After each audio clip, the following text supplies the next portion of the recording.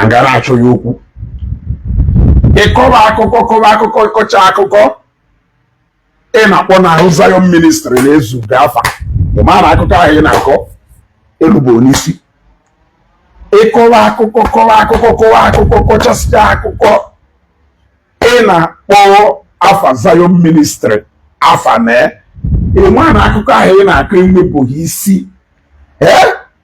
I don't know. Look at the issue of Monica Ota mekwuru ma ndị adoration ọkụ na-ere ife aya ha anụ noise everywhere igonikwa na imewe na video Zion bloggers Zion this I can't remember any person making email video with regard to apart from write up ndị na-abalị nyaahụ nyaahụ ife na-achụ write up ndị na-abalị nyaahụ ekwupụ okwu ịgbagharịwa na ka ịkọ ya abụzi na nkwu okwu ekwupụ okwu ịgbagharịwa na kedu ka ọ ya adụzi na mmeghepụ ọnụ m akpọ okwu. Now, Prince Israel, let me tell you something. Let me tell you why you are lucky. Let me tell you why you are lucky. That you are lucky does not mean that if you push that your luck so far, that I will not come out. Let me tell you the truth. That you are lucky doesn't mean that if you put that luck so far, I will come out. You are lucky that somebody I respect so much. You are lucky that somebody I respect so much. Somebody you respect so much, by the way, who is a Catholic priest. Who is a Catholic priest. Somebody that I respect so much. Meji egwu. You know because now many of you say now, father. Somebody I respect so much spoke to me about something. And at least I intend to respect if I hold balm until Nguma Israel. Ina chagari anya kukukelegu. Ina mwagari chom. E kwagama again. When put again. Let me tell you, my up on Father Mbaka na page. Somebody say, sometimes I don't know why these guys in Juwedu so myopic. I don't know why some of them Juwedu so myopic and short-sighted. I don't know why. Why are they behaving like this? Why are they behaving like this? Oh no, for Zion ministry. Who is fighting with you people? Zion ministry is not fighting with adoration. Enugu. I want you to understand it. Something happened and we came out and we addressed it. And after addressing that matter, we moved on. So it is only you people that are still dwelling in I repeat, something happened. A controversy was stirred up from Enugu. It happened countlessly. And how many times it has happened, we came out and we cleared the air, full stop. And in case you are still wondering, if I about that same controversy and the issue, if I yes, I have made it very clear to those who want to understand that I don't hate Father Mbaka for anything. And I have no reason to hate him. I have no personal issues with him. If not for anything, it is because of Ndeduka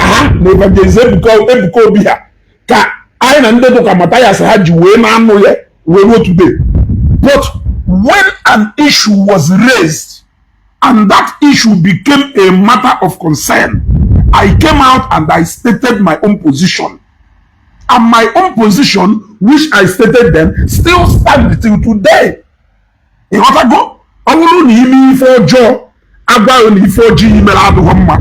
want to accept the email, then that one is left for you.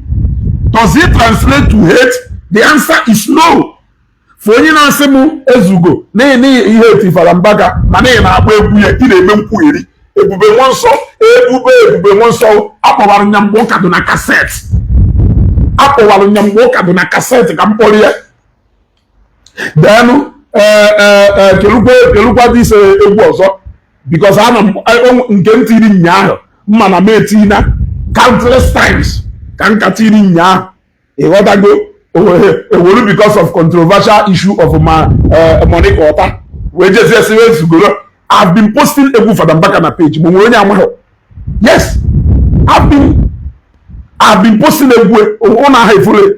I've been posting egwu ndị Catholic, abụ ndị Catholic. I've been posting abụ ndị Anglican. Even this one nwetakwa the other day. Ana m enye gị ekele Chineke, otuto niile dịrị gị onye nwe m, otuto na nsọpụrụ dịrị aha gị.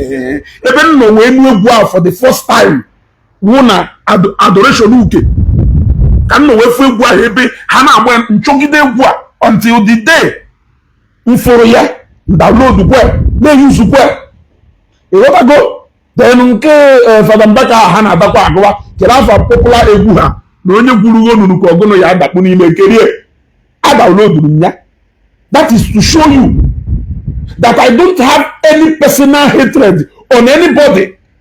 Mana ngwunwe na-ekele na ka nwuru a Christian, ngwunwe na-ekele na ka nwuru a Christian, o egwu a na-ayọ Zion na page gị if it show for you. Egwu a na-ayọ Zion pụtachara ụtọ na-atọ ma ụtọ kwee na page gị ya kwee na page gị because of gono eburu kpọọ ya asị o eso mu na-eme odefe ahụ na-eme. In case if you don't know, eso mu na-eme odefe ahụ na-eme. If you are following my program steady, I always give example with Fada Mbaka. I always give example with Fada Okunere. I always give example with every man of God who need the Ekwafa. I talk about Ifomelu. I talk about Ifomelu. But that does not mean that no way Ife Ojo that I will not say it. You are a joker. Jen what Princess you are a joker. You want to go? Àwọn onye melu uru ji feel o no nwere ife unu na ndị Zion na-azọ. Onwere ife unu na ndị Zion na-azọ. If not that na ngoma Prince Israel na ndị otu pụtara feel ọnụma. You are talking about money quota. You are talking about money quota. Are you not the money quota against Zion? Are you not the money quota against Zion? You are talk is cheap every time. Zion Jiko Wemenka. He even went as far as talking about Nande Zion Newangole Zion go the mountain of fire.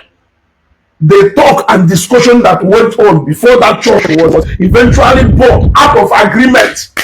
Not that Nande mountain of fire not that I decided a chola keko kosia Zion with the mountain of fire. That is what you are good at doing. I go Chineke machasta ubi ojo go ma Prince Israel well where you know any visibility o machasta ubi oji well where you know any visibility aye na cho oyenye ya dey na epio ikuchi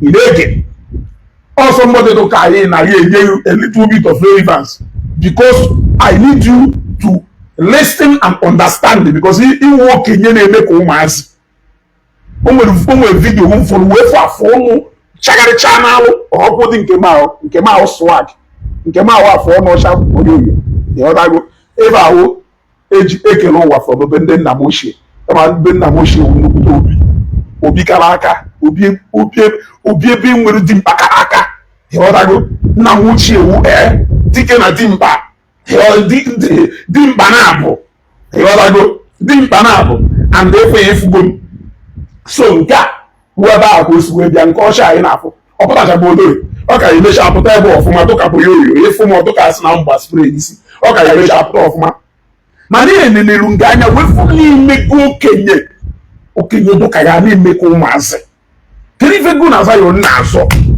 kiri go na Zion na so e chief for that you have been the money quota that has been designed against Zion ministry. You know that go. That is why you are criticizing money quota kita. Na money quota should get close down adoration. But Mbuma Prince Israel who did to that even though no so na Zion ayano. Evangelist Ebuwo came to Enugu to come and do crusade. A short way down from Ime crusade. Did you condemn it? Did you condemn it? Did you not see the act of the same Monica Ota in that thing? We know that Monica Ota, but okay, let us not call any name. Whoever that did that, whoever that want to stop Evangelist Ebuwo from ministering in Enugu, did you not see a Monica Otaic action behind that? Did you not see that? Did you condemn that? You try to use every nonsense to justify it. You try to use every nonsense you would with every place program share. You always make it look like no for them back out the only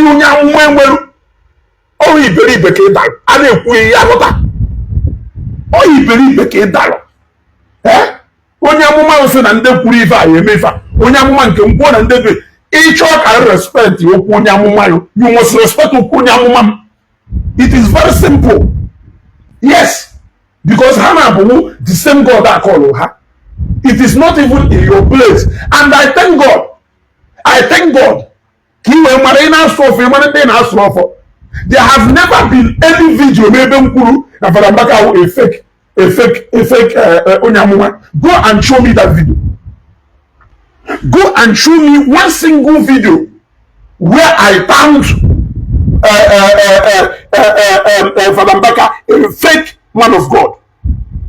Yes, but rather when they referred to prophecies, Evangelist Ebuwo, I referred to different prophecies here. When I do no one in Ekuna Evangelist Ebuwo does it mean Nankeru way to Akoswedo? Because you people are making it's a case of father and son. So if this is the father and the son has taken after the father, and you are saying that the son is fake, does it mean that the father is also fake? That has always been the image and narrative I always spent. But you can never show me one of my video where I have said that Father Mbaka is a fake man of God. You cannot show me that video. I challenge you to go and bring that video. But Prince Israel, I can show you countless videos where you have called Evangelist Ebuwo an RNG. You have called him fake. You have called Adoration Minister and I to fake. You have said all manner of bad things against Zion Ministry. My own interest in the whole matter is that issue that came up between the two ministries, which I said that Father Mbaka had the opportunity to have controlled the whole situations, but he did not. Yes, he did not control it. That has always been the area where you will see me talking. So I want to make it clear to you, a man of God that I respect so much, who is by the way a reverend father, spoke to me, and he is somebody I respect so much. You want to go? And I will respect him. But I want you to know that if you try to create another controversy out of this Monica Ota's own, I always have a way of bending you and your controversy to the zero. I can comfortably do that without mentioning Father Mbaka's name. I want you to know. I can comfortably do that without mentioning Father Mbaka's name. Yes, I want you to understand. Zion Ministry is a ministry that has millions of people. Adoration is a ministry that has millions of people. If you think that millions of Zionites are you telling me that millions of those adoration members that have will also? Can't you be reasonable and have sense? Even when Zion Ministry, you will always refer to Zion Ministries. Okay, a reflection of Father Afro Naumaku. Did they mention anybody's name?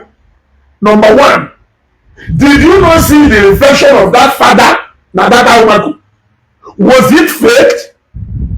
Did they mention the name of anybody? Was it not you people who mentioned somebody's name?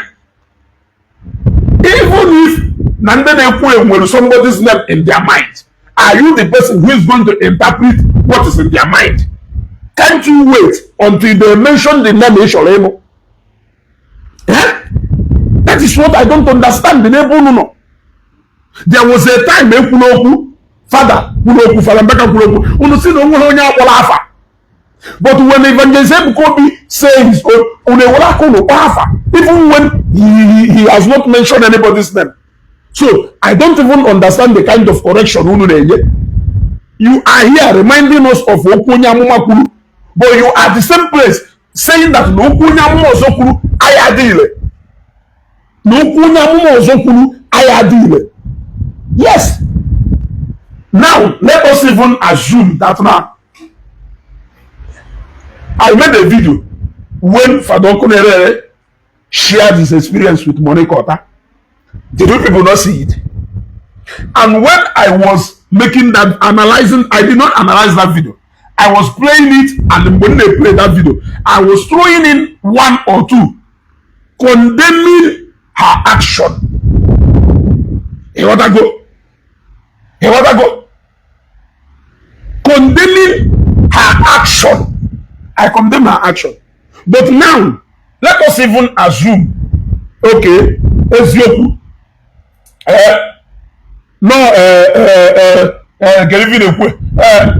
out of even melu na adoration or ever.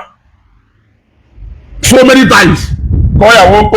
I don't understand the area they even they see correction on, because the same thing you are trying to correct Zionite of today, tomorrow you are the same person doing the same thing.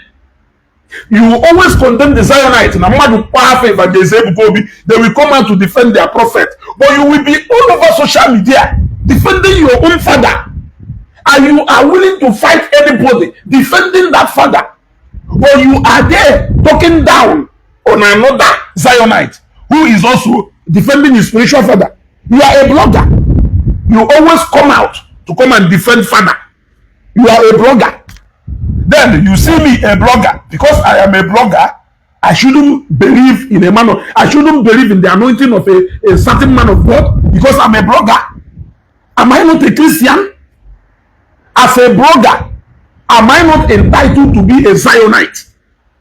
Is there any law anywhere that says that no blogger should be Zionite? Is there any law anywhere that says that Evangelist Kobi cannot be the spiritual father of any blogger? So if Evangelist Kobi and Zion ministry now somebody like me and other people who is paying you? Who is paying you? It's a question I'm asking. Who is paying you? And up till now, you have not yet found a reason why EAG is such a possible. Now, only maybe menzus, we see menzus. It can't be Zuzuale. Yeah, it can't be Zuzuale. You got to go. I want you to understand. Each time you mention the name of Evangelist Kobi and Zion ministry, I will still descend on you heavily. I will go after the mouth was there. I want you to understand that. If you use it to think, okay, Benny phenomena, can I block go there? Okay, blocked. You want to go. And in case if you don't know, in all those issues that Ezugo talked about, my stand still remains the same. It has not changed. That you have refused to be reasonable and be sensible. Somebody make crusade. There was an attempt to shut him out from the crusade. You came out from nowhere. The person who is not entitled to speak out against oppression. Augustella, you want them and the person who are entitled to come out and speak out. But you people are everywhere speaking out against Monikota and other people who are trying to hinder the adoration ground from functioning.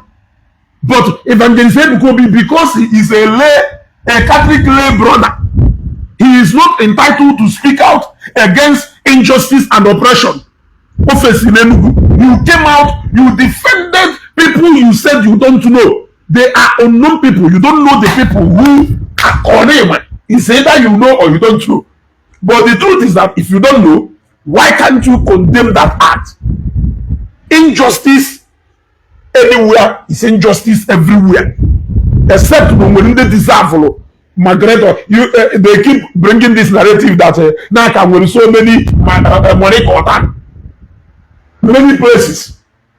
What makes you believe that you are not part of money quarter designed against your ministry, designed against other ministry?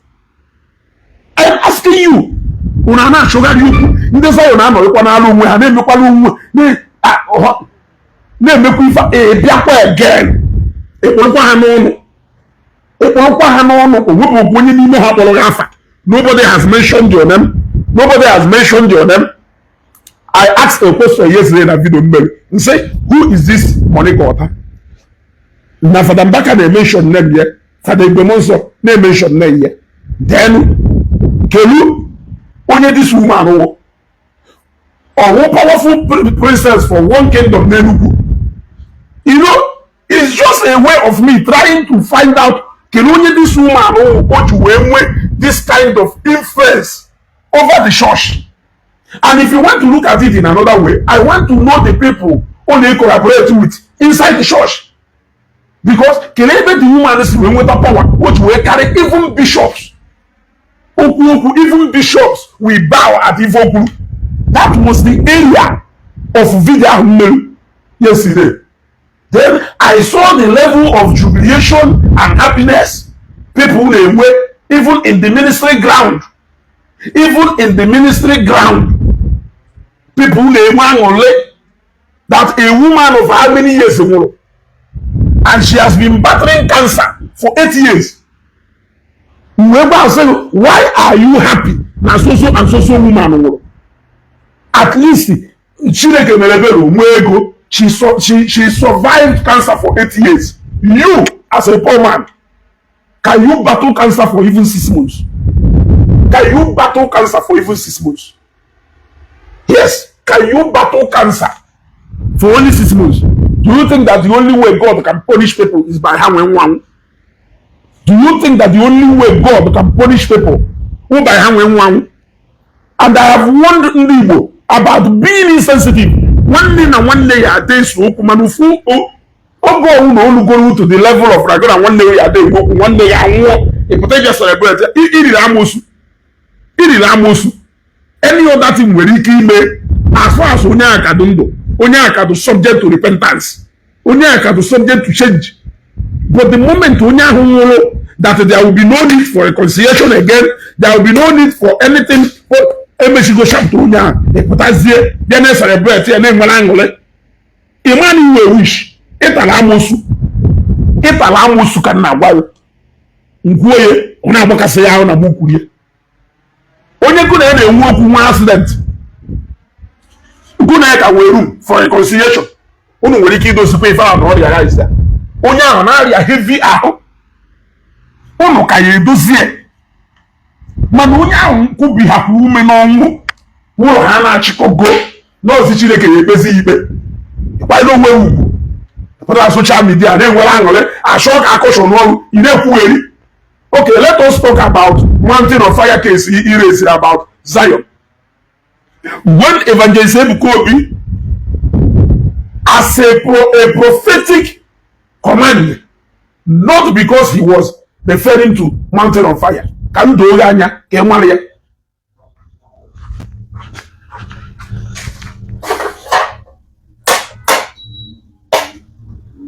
Can do Anya? Makasi Nikwa Mahi Bezie. Or if when Evangelist Ebukobi yellowed the prophetic command, it was a prophetic order. He wasn't when he said, go forth and pull down the wall of Jericho. Oh, peace or what? She has that sickness for over 10 years, even before coming to Adoration Enugu. But that's even not what I'm talking about. What I'm talking about here is that the woman who go there is any name to Wasiri Chuku. Why I only want to go to Kudundo? It's your more coin prison. It's your more coin accident. Esho moko ya na police arrest ya. Esho moko ya na onari ahụ. But the moment onye akubi ha na rume na onwo. Hello?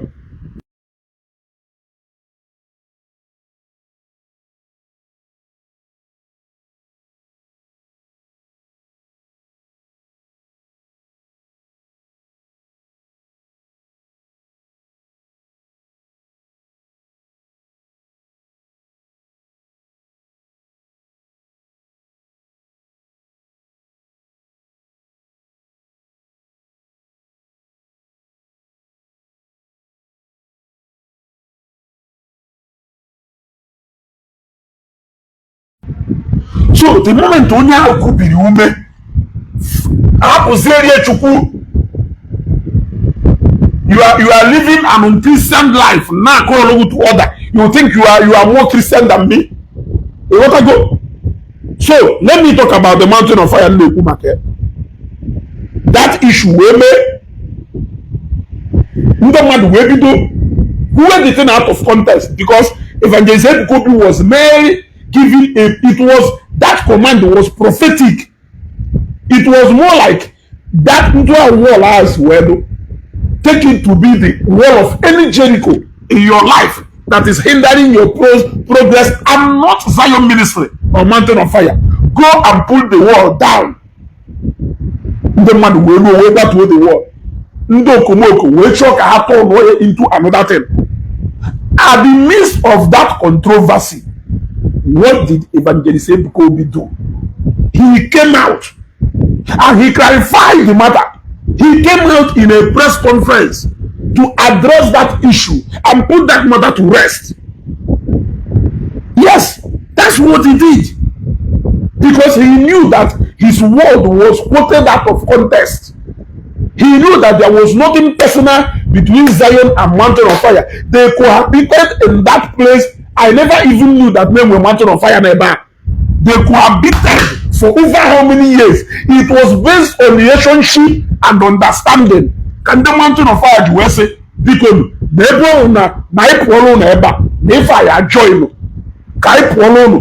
they had an agreement. It was an agreement. It's not as if they were persuaded to sell, or because they sold because they have problem. It's none of those. It was just them understanding that we cannot be in here and a whoever, no ya with distraction, yerunda or yerunda. Never on Zion ministry, the major property in that area, let them vacate for them. That was an understanding. It wasn't any quarrel. So I don't know where Israel got the idea that they will or not anything.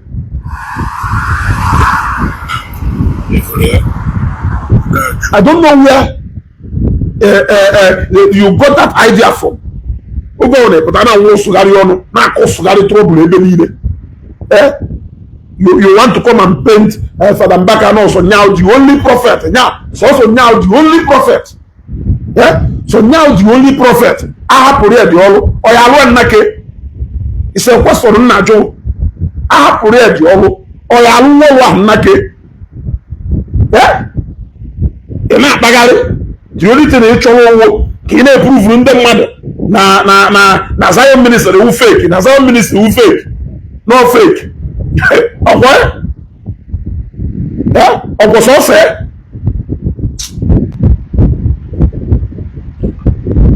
Yeah? So say we facial.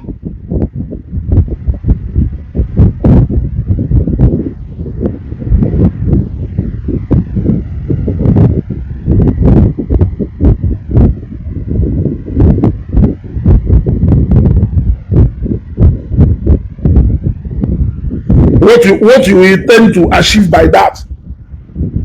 With a mother, eh? We condemn Muzie, a Joam no a Zionite. Can you buy you? Eh? We condemn Muzie, and some no a Zionite. Can you buy you? Brother, MS Filing.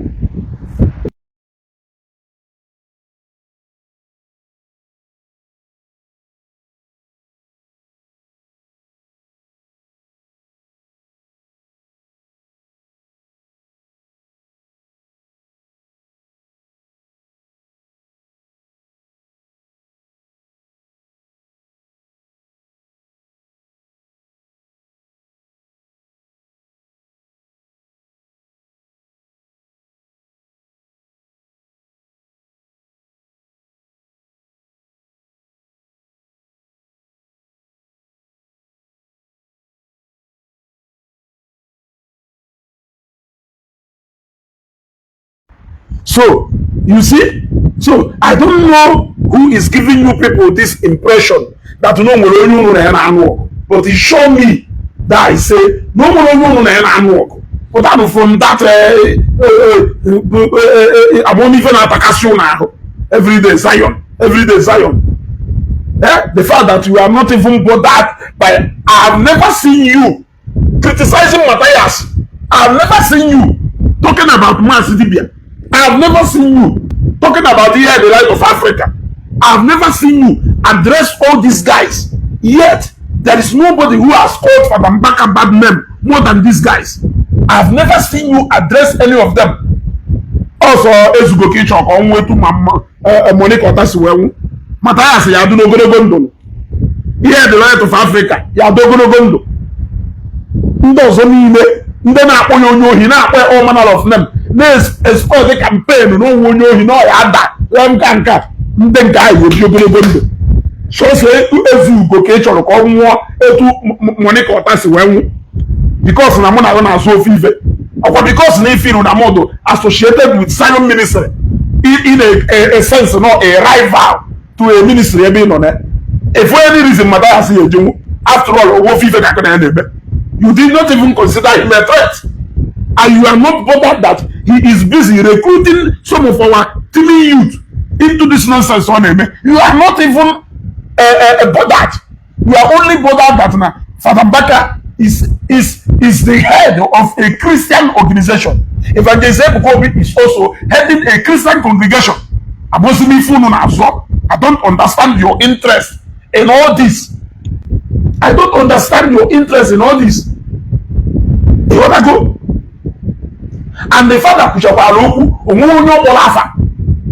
blue camera, maybe a 12 minutes video, 25 minutes videos in our address, especially Ezugo. Marcus always out the one. Maybe Helugu, what to say is out the one. Yamu. Eziga, Ejike and Enugu on our partition. Oh, my God, I'm on before camera. Am I going to send level? Oh, because of none, I may buy camera, buying camera, between mic. Omeru na emo level. Omeru na emo level. Ndị Zion Ejike and Enugu na ngo ọkpala. On our partition on ele. Abịarụgharị unu. Ọ na-emesi ọgaranya. So ị narị monitor lifestyle m. Ị narị afụ m na nna operate etu nsi operate. Ị narị afụ m.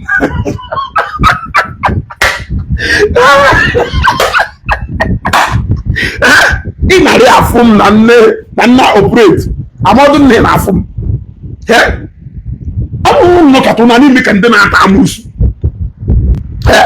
Ọwụ na ha na-abịa alụgharị unu si bịakwa alụgharị alụ unu ka ọ n'inwe hụ na ya alụgharị ịghọtago ọwụ na-enyere m an opportunity where I can be making millions of naira nji emezi ọgaranya etu isi wee che. Why can't some people do the same thing for you? It's very simple.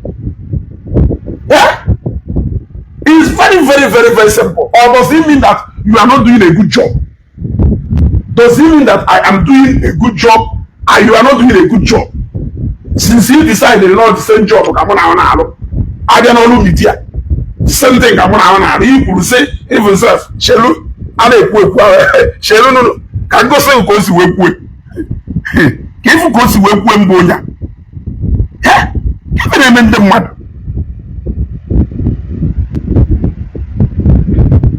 Giving him in the mud. Ihe atakwa bịa nwoke atakwa mama ihe erikwa amosu o ihe erikwa amosu. I saw some people. You saw Negante to destroy the foundation. Even the below. Negante of anti-participation of Christianity. That's about who believe us for them there. To destroy a lot of Christian faith. To keep a pastor in her hometown at the stage naked. She told the police they use of privilege. Out of carelessness, this is a very good state. Ever who believe out Of this, the clearest stage of. Should I start mentioning names? These are the people that this woman hijacked what she did to Phenomenal. By anything that she was suffering from cancer for 8 years. Shut up and keep quiet. You be grieved by the anger of the Holy Spirit. Because you don't even know anything. This wicked generation that have refused. This guy. I want to know this guy.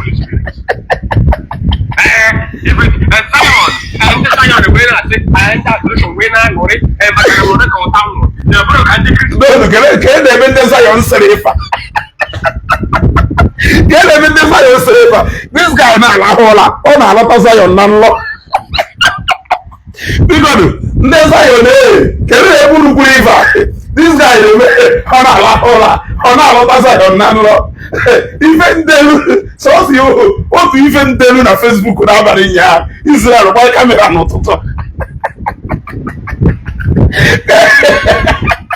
so na mu there is something no Israel nwa amama easy nwa amama easy international easy Nigeria limited why camera n'ụtụtụ a wee si ndị Zion amọdụ nna m ụdọ ịkwọtụ ndị Zion were ebe o kwuru maka mụ ebe ahụ atọka m analysis onye about me there mmalụ mma I love it. I love it. You people that are speaking such Israel, people that call yourselves Zionites. They are the same people that we are rejoicing with mountain of fire contained in our core. They are fragments that are core and sold to your brother. You people turned it into war. Just listen. People have chased that mountain of fire. Just look at. The big mountain of fire. Just look at. If they put up Ochoko is get Zion with the mountain of fire. Oche na the mountain of fire now we are in post here. Oche na the mountain of fire to emotionally condemned. It was a mountain of fire and blogging that you are doing, you have been doing it successfully. I don't blame you. We're talking nonsense because blogging that you are doing, you have been doing it successfully well. Israel, thank you very much for commending me. Easy mama, thank you very much. May God bless you. Israel, because the blogging you are doing, you have been doing it successfully well. It doesn't end there. Let us go to chapter 2. I saw some people condemning. Hey, why if I do it here, Israel, what will I happen? The people that did you. They can show me. Oh, the white one. And she was not deal with the anger. Also, you people that are they are fragments that are go and sold to your brother. If they put up one mountain of fire, blogging that you are doing, you have been doing it successfully well. And it's going on well for you. And always prove this. Perfect. So things are going well. Things are going well. Our going to be community. Our going to be in a line. You go personal. Contact. Like a contact is Zion. So if you are not living like that, you are not living like that. I furnish you.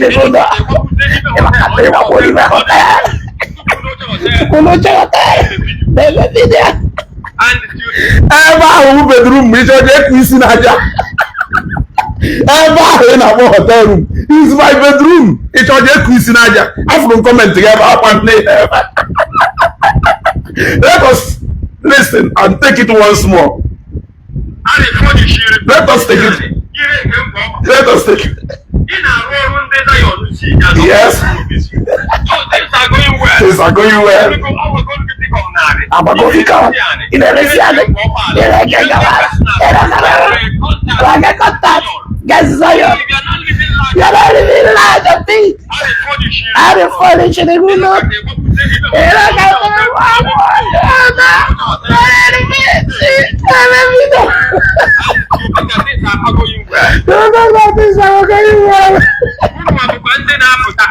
Oh, Ngoma jikonu ukwu na things are going well.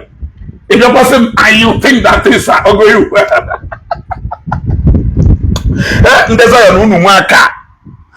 Unu capable of doing unu mwaka. Look at him. Somebody who obviously, according to how he painted me, I can say that he is doing the same job that I am doing. Does it mean that the people he is doing this job for, that they are not paying him well? Is that what it means? Does it mean that they are not paying you well and you still continue doing the same job? Look at how you described me. And I'm my own personal own.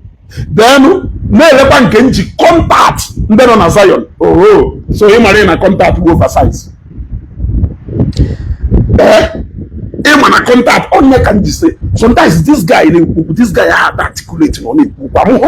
Only and they I'm a born and made that broadcast leader on it. Israel, it's a born gaffer. I know. I'm a being and a video in. Look at even a disgrace you will. As you go blogging in you are doing it successfully well and it is going for you. Why are you not successful in Kineme? Can even you were do successful na this one you are just coming out shouting for nothing. You got to go on buy camera buy also very I say in at the no so nkwa ka e bia redom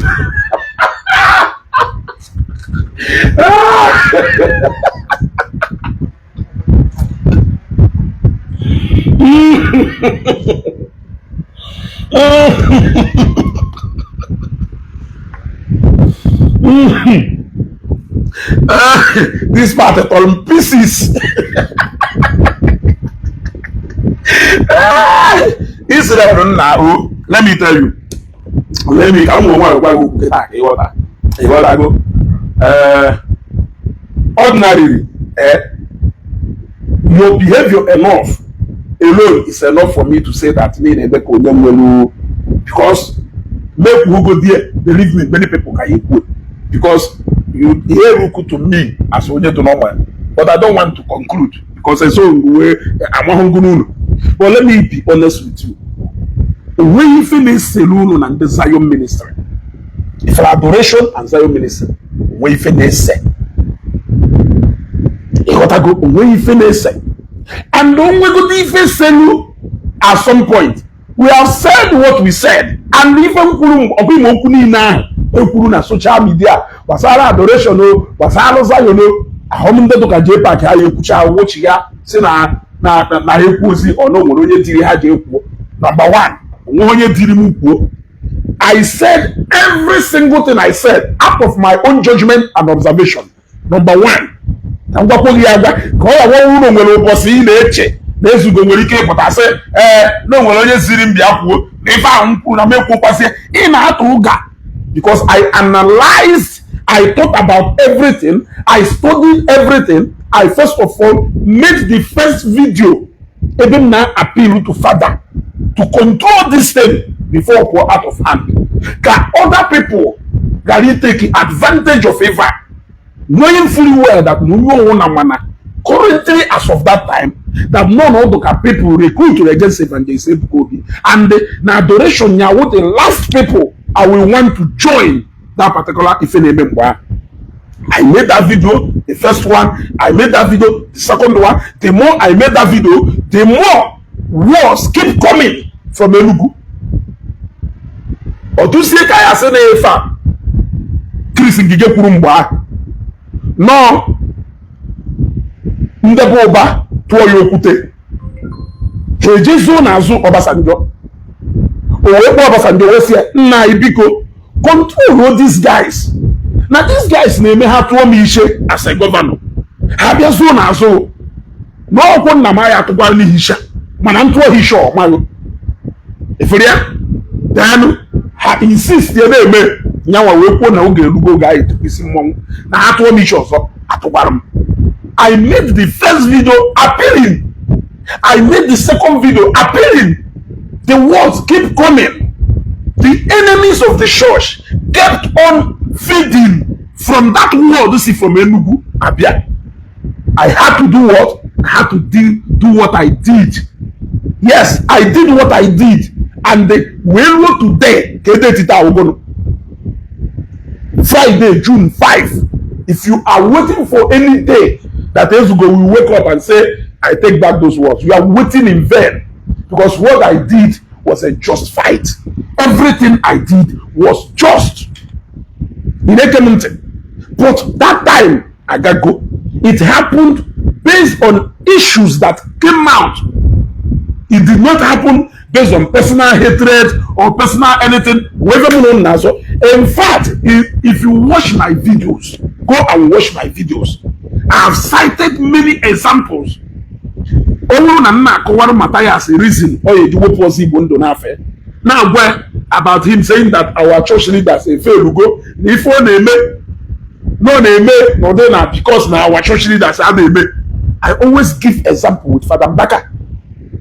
Yes, I always give example. Even few days ago, even not up to 3 days ago, I still cited the example with him because I am not seeing him as a threat. That is the truth. I see Matthias as a threat. I'm not seeing him as a threat. Nigerian adoration, Jesus. The same God that I'm going and the okay, Father Mbaka Ejino Kata say no ka emechi. But not possible. Onye na-ekwu no ka emechi, which is my faith. Even believe na amore na no Matthias Isaac. So if you are seeing Evangelist Kobe and the Zionite as threat more than Father Mbaka, more than Kelafe, Matthias Isaac na Mas Libya, you need to examine your head. I have to be honest with you. Those issues, everybody moved on. The other go. It was strictly on the issue, not on the ground there. On a normal, only also Biarabia Wayakebe, Father Mbaka, Monaya Shipia. Yes, Monaya Shipia. Go through my videos. I want you to show me one single video where you have used Evangelist Kobe as an example. Does it mean that you don't have many receipts here the way you say as an example? As a minister, he has failed in all ramifications because according to you, he is disobedient to the church. So if you don't agree, is this still aligning with disobedience to the church? Is that not a service to humanity? Is that not a community service? Is that not a service to humanity? Is that not a community service? Currently in Imo State, free maternity home. Is that not a service to humanity? Is that not a service to God? People are getting rich. People are making money. People are happy. Employment in their thousands. Is that not a service to humanity?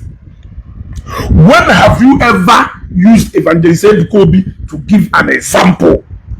Have you ever done that? That is a clear example and difference between Munayo. If Munayo and on Facebook are very different. In case if you don't know, I have to be honest with you. Position Munayo na this Facebook to very different. Ejike Mbaka, if a platform man all about. That's why for those who know Ezugo, you talk about Matthias, you talk about Onya, talk about VDM, talk about Onya. You don't know what this platform is all about. To start with, I opened this platform the very first day I'm taking a decision to join Facebook. In case if you don't know, it's because of Matthias Ezako. I am not a skit maker. I am not a skit maker. I'm an art movie. I am many of those things, you know. I came in here strictly to blog on a particular issue. Every other thing battalion there is just an addition. It's just an addition. Then many of the things here for na this video to align connected outside that.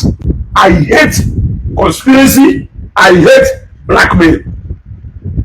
I hate conspiracy. I hate blackmail. And that is because I have been a victim of conspiracy. And I know that no one and I conspire against. Now, if only the culture, just one person that we understand it, And I have chosen that even if the platform, they are the only platform giving those people sense of belonging, so that they will understand that no, I am ready. In our different now, conspiracy can swallow you even when you are innocent. Even when your intention, you might have made a mistake, you may have made a mistake, but your intention is you made that mistake align with what people are spreading about you. My platform will come in there. Are you getting what I'm saying? So Sheikh is here every place Mbaka go. A man or not align with this. Conspiracy against Okora, conspiracy against the church, conspiracy conspiracy against Bilod, conspiracy against so many people. And when I manipulations too, and when I do that, people always think that I'm on the other party. When look, I say align. Have I ever spoken with Bilod on phone? The answer is no. Have I ever seen Bilod one-on-one? The answer is no. If I want to see Bilod, can I do that? The answer is 100% yes. If I want to get his number, can I get his number? The answer is 100% yes. In fact, I have people who will even drive me in their convoy direct to residency Bilod. I have them. Yes, I have big guys who are close to Bilod that speak to him and they are. If my intention in all this were to see Bilod, I can go and see Bilod. But tomorrow in the future, if there is any need for me to see Bilod, I will see him based on what is happening there. Based on what is happening there. When I was talking about some of best issues, then I haven't even spoken with some of best on phone. The day I spoke with some of best on phone for the first time was there I called him to complain about something before I eventually, just the other day, JB. So I want to understand when people say, "Nah, boy, when I want to move FIFA, and I bought like that, this Canada. When I want to move FIFA, I want to only na boy who are they cool? What do you know? When I say na boy who are they cool? As you in a team, I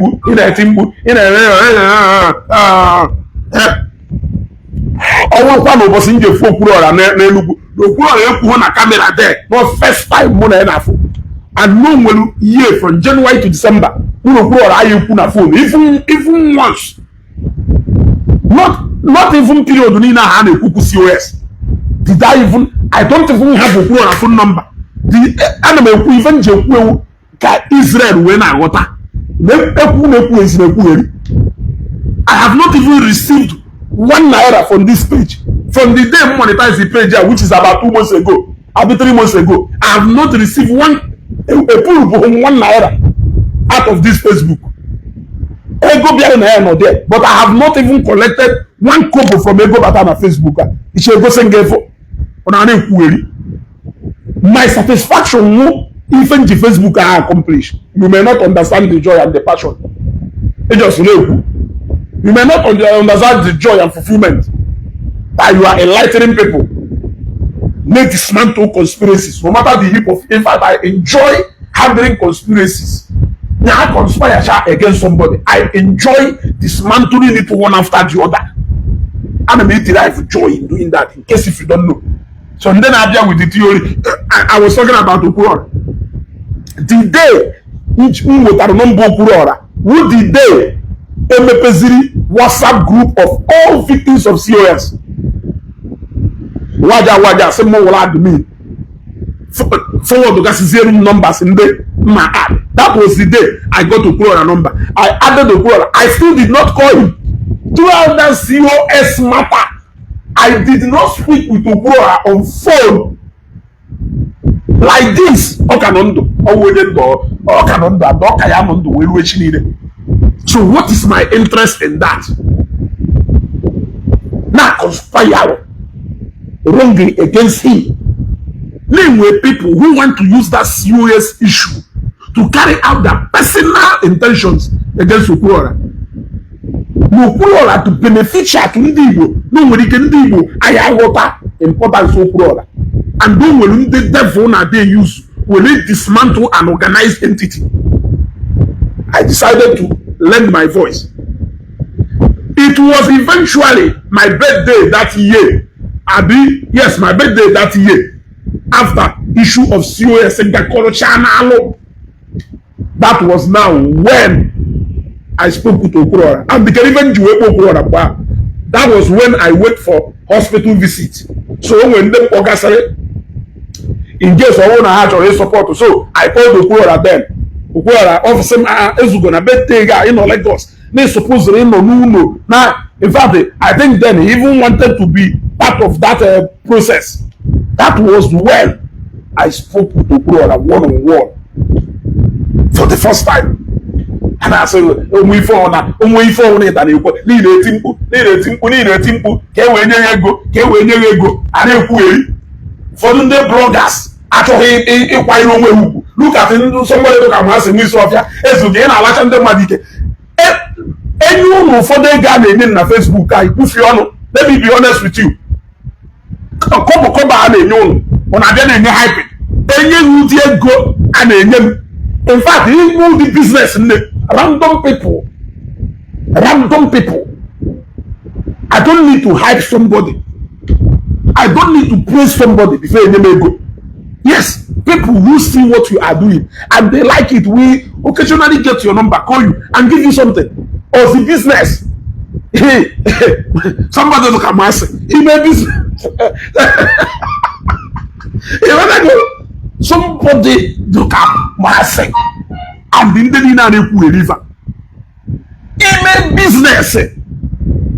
Ordinary in a bialum na Facebook.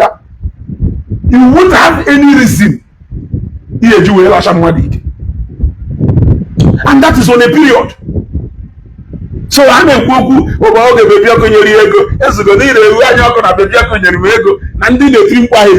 I begin to ask myself, let us even assume that the baby Oku look at Madam for email out of his own good heart. You want to go? Then I came in to correct you over something too sensitive. You will when I look at the understanding of so many people here, I won't even mad. So Israel, even Juega, who all these things in the water. That my platform is for something. My platform standing for something. In case if you don't know, and anywhere if you acting, it is still based on that. You want to go?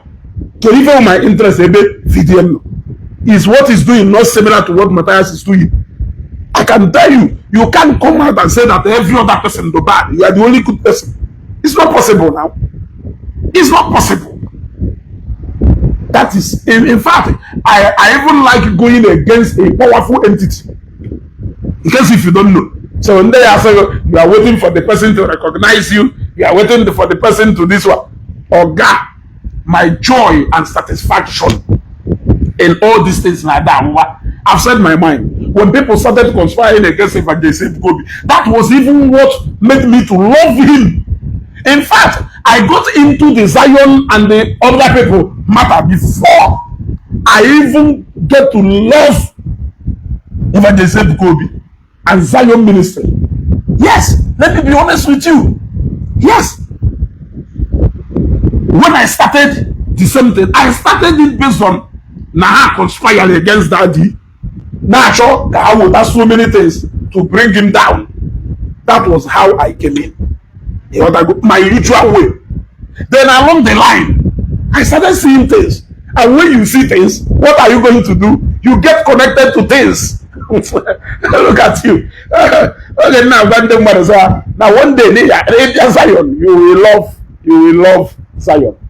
So Zion became, their own issue became exceptional. You want to go? Their own became exceptional. In fact, it became more like a lifestyle. It wasn't faked. It wasn't acting up. It's part of a lifestyle. So Israel, I am telling you now so that you know, my dear, only if I'm going to a ministry, with passion, back in my own. That is why when I give example with Father Mbaka, I don't mind anything because I know he is not a threat to me. I'm not seeing him as a threat. I am not seeing him as a threat. What I saw then was that there are so many enemies of Zion that are looking for every opportunity to throw stone at Daddy. And then if is going to make these people to revenge. They are looking for every opportunity how you revenge on. And that one, I was trying to avoid that thing happening. But somebody who can places can never allow it to be avoided. So, thank you very much. If you know onye go na ene wo. You gotta go. Onye go na ene wo. You gotta go. If there are people who are saying that fake, that no, so be we are trying to say prophecies here to fake, man, and kono do real. Miracle and men Zion to fake, and kono do real. Prophecies and men kono gather. Mane mano will denari agbal. No one be prophecy do real at all. Now miracle exist. I'm only well idea. Now such people now when they have clue how you do fake. Are you not supposed to be seeing those people as a challenge more? Challenge them more than you challenge Zion ministry. Zion ministry believe on that same thing they believe. Or go the same belief. Gonna handle the other go. The same belief gonna handle gonna So I don't understand why you should be seeing them as a competitor. I don't understand how you will be seeing them as a challenge. I don't understand. All na God may miracle na Zion, may miracle na adoration. All the same God. Miracle. All na Matthias na so na miracle and prophecy will fake. No, he is referring to God and Zion, God and adoration. All on a men of God not Nigeria one day. He's referring to Father Mbaka and Evangelist Kobe. So among all these people who should you see as a challenge? It's a question. So how will you never try if una every in a head na video in a head video was you are say an amateur. You gotta go. Every year I hear Ejike show me potalo. You gotta go. I gotta go. I show me but because I did not see any reason. For many reasons. And moreover, like I said, somebody will respect it so much. And I will respect his words. The other go. I will respect his word. But if even advice me today, for advice me today. Oh, you can advice based on two. I say, men and family is work out. And they say, you do buy it. For my family. And they say, you do buy it. Also, didn't know how the only difference is here. As a matter of fact, when you go somebody in a family, I mean, is good. So, in fact, we go for don't behave. Go touch this. And they only extend there, even to immediate family in Kenya, only extend even to Ndoge. So, Ogo Enwanyi Ojuno Oye Dia Komozua. I wasn't come Oye make sure you. I will like Nigeria Komozogo. So, Ejike Mbaka Luna. Oye to family non SC make us say advice ya.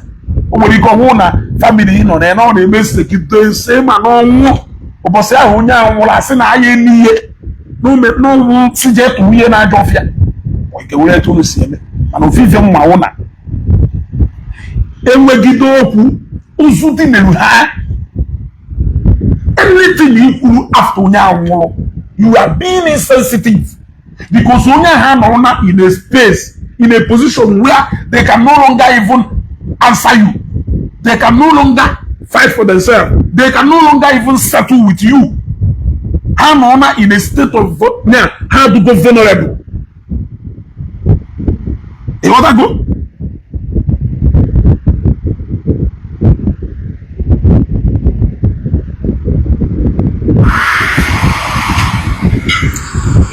what I go?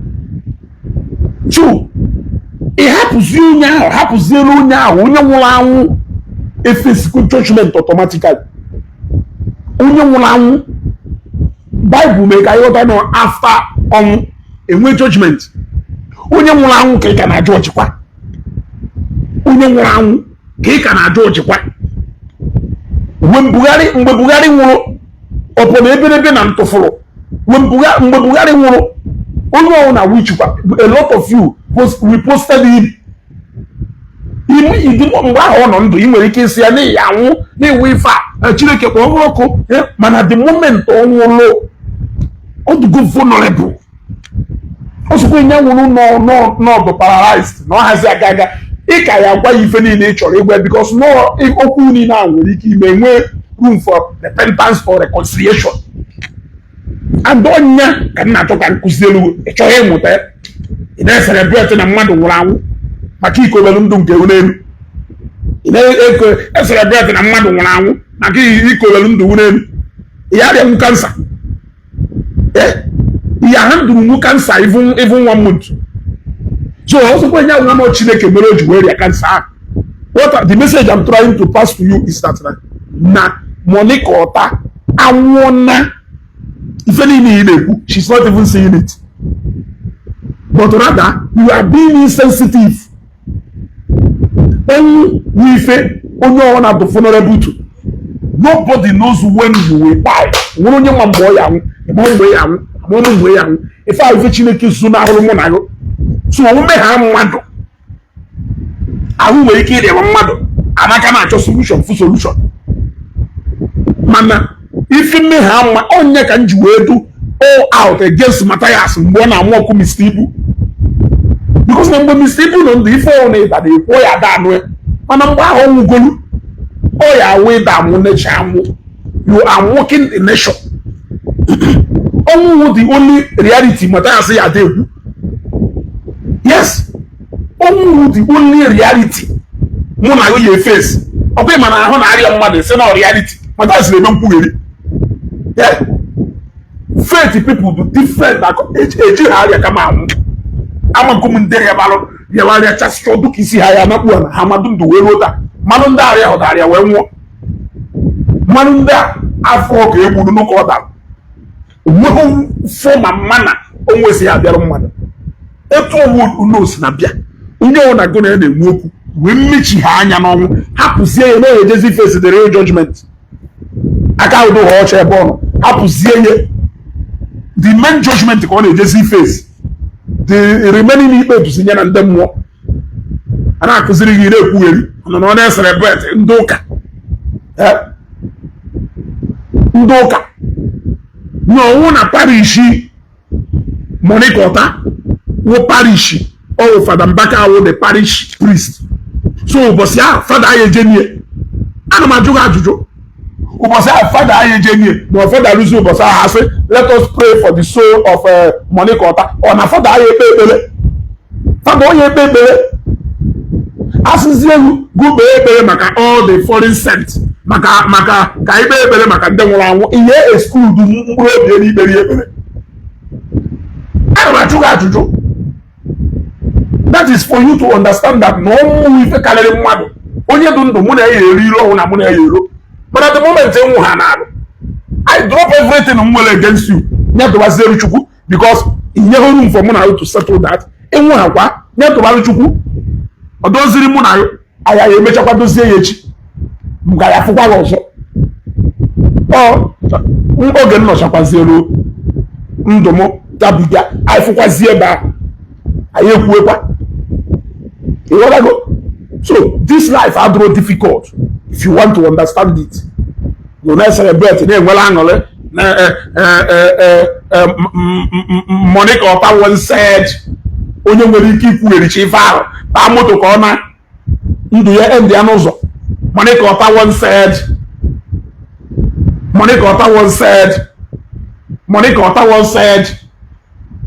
"Ono na onye nwere anwụ amụ." N'ebe ozu na amozu amụ. Mugore ba nno na ebe no na yi wozu am ho masa ya wozu a ozu na mozu am ana egwu ine enwe angale ị na-enwe aṅụrị sị na mmadụ ahịa gwụ n'ụlọ na ahịa enwe aṅụrị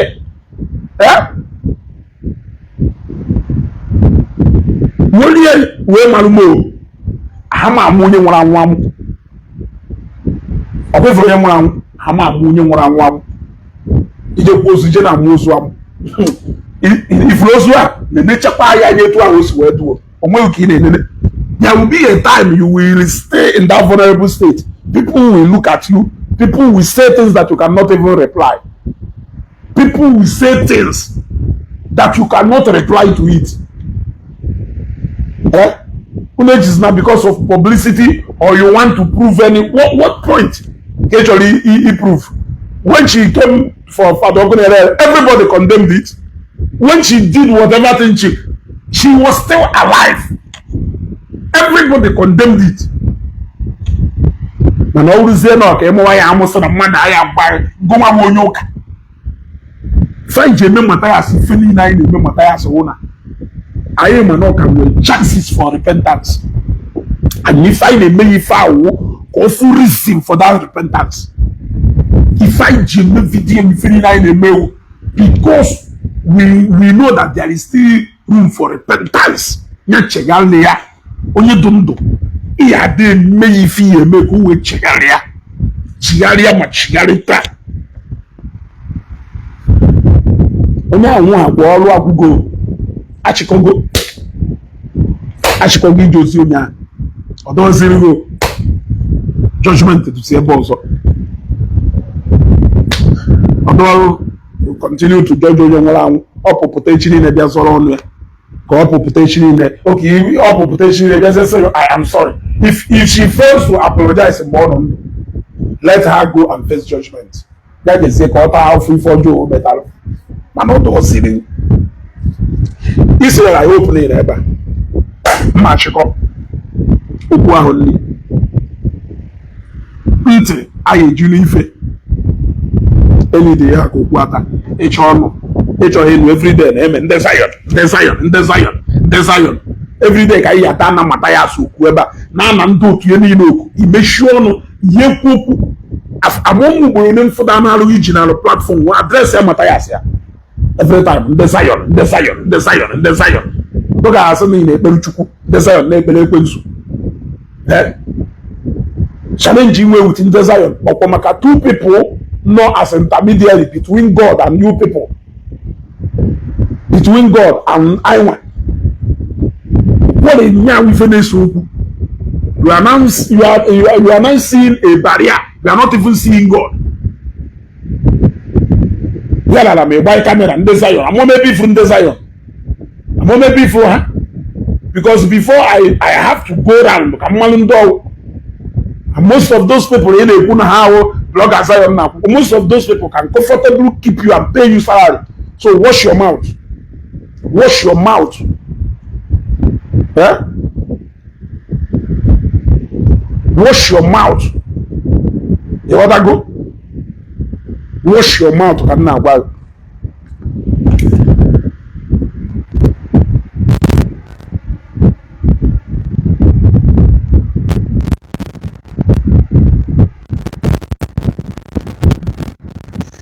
It's dramatic. But that money to beg, but it's not good. Even you forever so money for that of man. Whatever of man. If you want we born because now history if also go history will never forget you. If also go history will never forget you. Ndo agwakodo na Facebook ayo ifo sokwo ogun me no na Facebook okwu ono wo ka to ka mmiri ya gbasara na ana. So anywhere we need to remember Monica. We still remember her for obviously her wickedness. But what I am saying is that judging onye that is on another level. Because that is what you don't even have control over. Onya will be legit. Fidonina Merifroben justify her behavior in any way. Did you see where I said that she did well? daalụ Business Empire nnukwu nwaanyị I greet you